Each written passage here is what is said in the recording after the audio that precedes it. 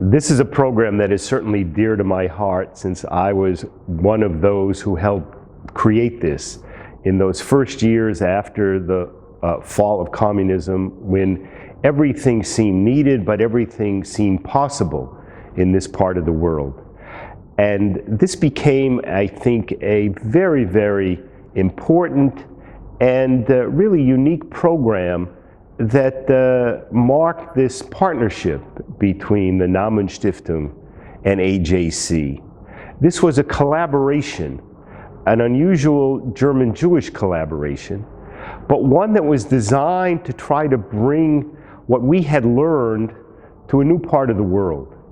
Would it be possible to take the experiences, again, working toward reconciliation, developing open societies, combating intolerance and discrimination, and offer something to countries that were emerging or re-emerging now into establishing democratic societies? So much attention was given to the political building blocks that were needed, to the economic development that would be required, but less so to the issue of how people will get along with each other. How are you going to deal with prejudice, with intolerance?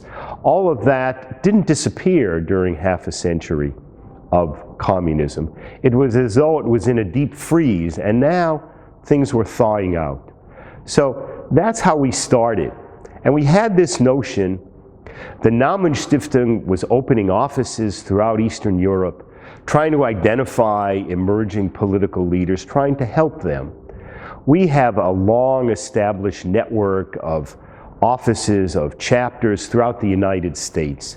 We've been dealing in America for over a century with combating discrimination, fighting anti-Semitism, trying to develop a society and a culture of interfaith, interethnic understanding and cooperation. So we thought we have an interesting ability here to take advantage of our shared resources. The Namensstiftung could try to identify these people here throughout Eastern Europe and Central Europe.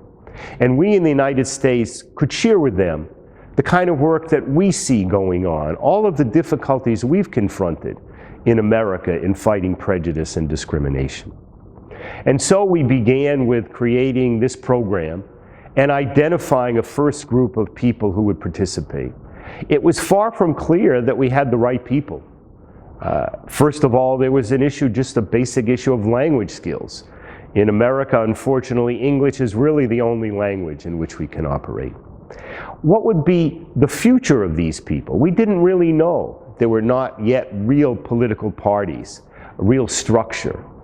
But over time, we've seen how the people who've been identified, who've been participating in this program, have matured.